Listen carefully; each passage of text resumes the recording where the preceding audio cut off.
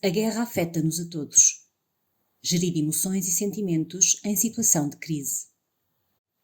É muito difícil para a maior parte de nós não nos sentirmos perturbados e preocupados com a situação da guerra na Ucrânia. Desde que começou a invasão da Ucrânia pelo exército russo, somos confrontados com imagens de resistência, mas também de bombardeamentos, edifícios destruídos, incluindo de organizações de assistência e suporte às populações, cidadãos feridos, famílias separadas e pessoas que tentam fugir do país. Sim, esta guerra está a acontecer a milhares de quilómetros de distância das nossas casas, mas acedemos constantemente a notícias sobre a situação e sentimos-nos próximos e empáticos, porque partilhamos um sentimento de injustiça e humanidade com todas as pessoas que estão a passar por uma circunstância terrível. Qual é o impacto emocional da guerra? A guerra afeta-nos a todos, direta ou indiretamente. O horror da violência, do desrespeito pela dignidade e pelos direitos humanos, tem um impacto destruidor em muitas vidas e comunidades. Gera sofrimento nas famílias, perturba a saúde psicológica e o bem-estar das pessoas de todas as idades e da sociedade e impede a possibilidade de autodeterminação. É muito difícil compreender a complexidade da guerra. Por isso, é expectável que experienciemos diferentes emoções e sentimentos e que não seja fácil explicá-los, arrumá-los ou significá-los. É importante lembrar que todos reagimos de forma diferente a acontecimentos perturbadores e que cada um de nós tem capacidades e formas diferentes de lidar com situações e sentimentos desagradáveis. Algumas pessoas conseguirão mais rapidamente sentir maior controlo das suas emoções, outras demorarão mais tempo. Algumas pessoas conseguirão fazê-lo sozinhas, outras precisarão de ajuda. Ambas as reações são respostas comuns à situação de crise que vivemos. É natural ainda que nos sintamos em choque, que tenhamos uma sensação de descrença ou de surrealidade face ao que está a acontecer. Podemos estar empáticos e emocionalmente entorpecidos com esta situação. É natural que nos sintamos preocupados, ansiosos, estressados, assustados, angustiados, tristes e com medo, e irritados, zangados ou impotentes. Também podemos sentir dificuldades em concentrar-nos, tomar decisões ou em dormir. É natural que tenhamos receios e dúvidas acerca do futuro. Quanto tempo vai durar a guerra? O que vai acontecer? Que consequências terá?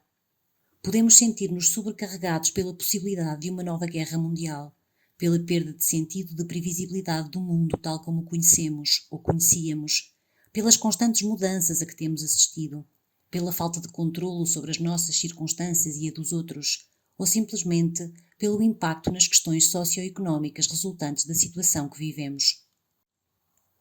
O nosso sentimento de segurança e bem-estar estava já bastante abalado por 2 anos consecutivos de pandemia Covid-19. Também a crise socioeconómica que dela decorre deixou-nos cansados, fatigados e desesperançados. Quando finalmente aguardávamos o fim da pandemia, somos confrontados com uma guerra e todas as suas consequências desastrosas. Em situações de crise, em circunstâncias com resultados imponderáveis e de uma forma continuada num período alargado de tempo, os sentimentos de incerteza podem ser mais complexos de gerir. Este desgaste pode aumentar o nosso sentimento de vulnerabilidade e ameaçar a nossa saúde psicológica e bem-estar. Importante. Pessoas em situação de maior vulnerabilidade, por exemplo, pobreza, desemprego ou exclusão social, bem como famílias que tenham militares ou familiares e amigos na Ucrânia ou Rússia, podem sentir um impacto emocional adicional. A probabilidade de desenvolverem ou verem agravadas dificuldades e problemas de saúde psicológica, como a ansiedade, a depressão ou a perturbação de stress pós-traumático, aumenta. Utilização de armas nucleares. É natural que a ameaça de utilização de armas nucleares nos provoque sentimentos de ansiedade, medo e preocupação. A existência de armas nucleares representa o potencial de destruição da vida e do mundo, tal como o conhecemos.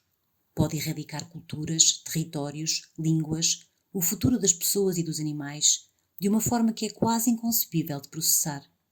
No entanto, é importante focarmos o nosso pensamento em 4 factos. 1. Não foram utilizadas nesta guerra armas nucleares. 2. Existiram já várias guerras onde participaram países com armamento nuclear, sem que este tivesse sido utilizado. 3. A utilização de armas nucleares por qualquer país traz consequências potencialmente terríveis também para esse país. 4. Há milhares de pessoas em todo o mundo a trabalhar para que não sejam utilizadas armas nucleares. Como podemos lidar com o que estamos a sentir? Importante. Podemos sentir que não merecemos pensar ou dedicar-nos a nós próprios quando há civis a combater ou crianças separadas dos pais e famílias a fugir da Ucrânia. Mas não estamos a ser egoístas quando cuidamos de nós. Podemos praticar o autocuidado e preocupar-nos com os outros e o que se passa no mundo. É essencial para a resiliência. Não podemos alterar decisões geopolíticas ou o decurso de acontecimentos mundiais, mas podemos escolher como reagimos a estas situações que estão para além do nosso controlo. Podemos adaptar-nos, podemos fazer e contribuir com aquilo que está ao nosso alcance e podemos procurar regular os nossos pensamentos e sentimentos. Aceitar as nossas emoções e sentimentos.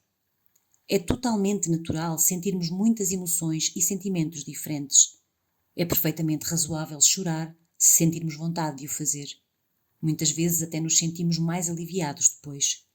Podemos experimentar todos estes sentimentos e saber que está tudo bem em expressá-los de alguma forma. Também é natural que o nosso humor e motivação possam flutuar. Utilizar estratégias de gestão da ansiedade e do stress. A sensação de já não aguentarmos mais é um estado da nossa mente. Podemos usar a ansiedade a nosso favor e combater sentimentos negativos e desagradáveis que ela nos traz. Podemos experimentar algumas formas de gerir a ansiedade. Limitar a nossa exposição a notícias.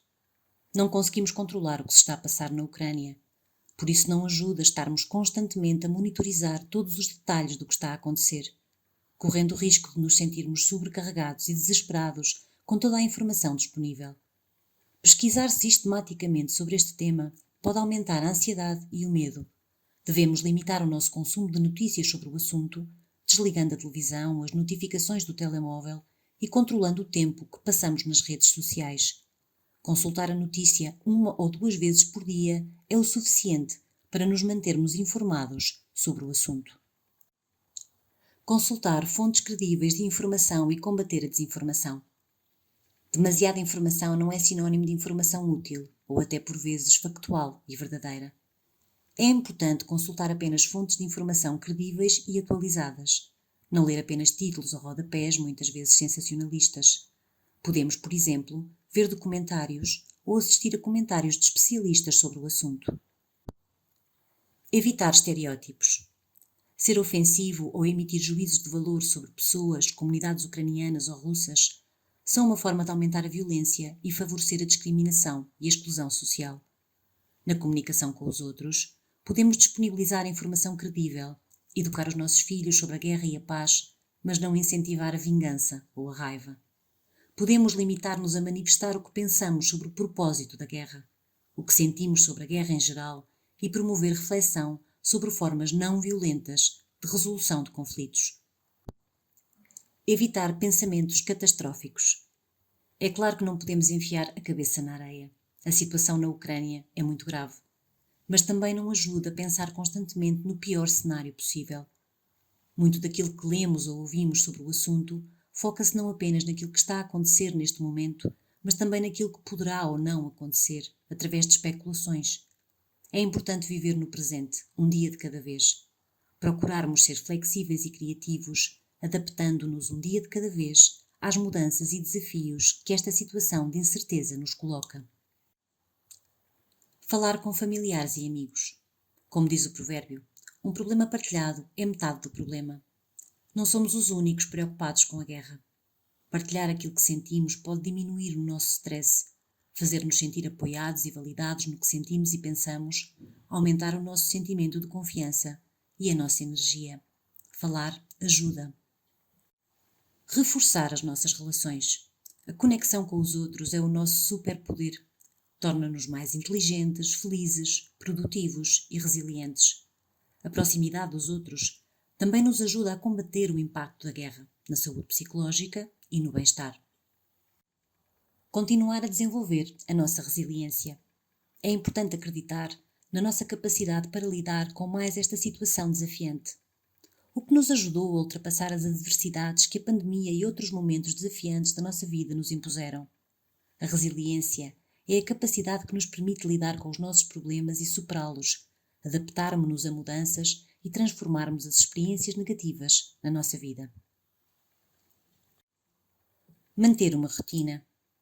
As nossas rotinas podem ajudar-nos a aumentar os nossos sentimentos de segurança e a previsibilidade em tempos de incerteza. Realizar atividades de lazer.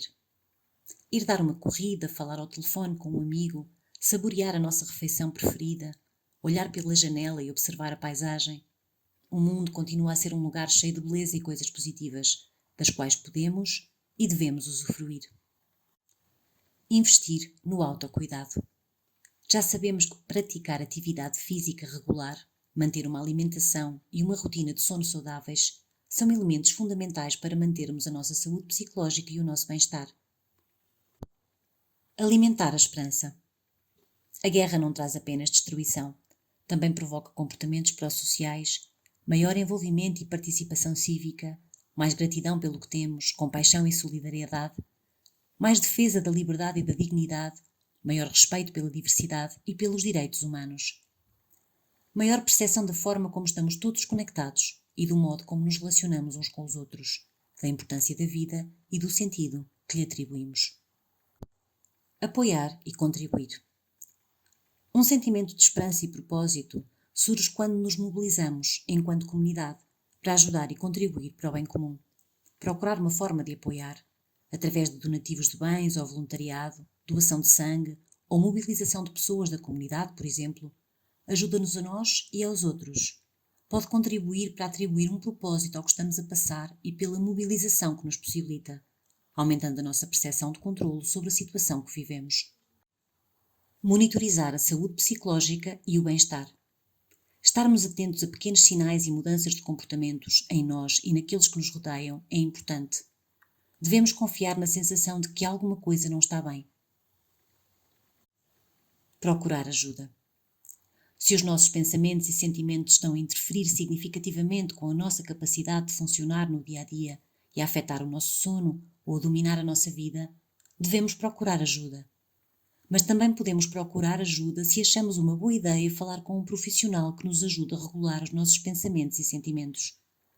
Podemos consultar informações sobre como procurar ajuda e como um psicólogo ou psicóloga nos podem ajudar. Pedir ajuda nunca é um sinal de fraqueza, mas sim de coragem e de responsabilidade.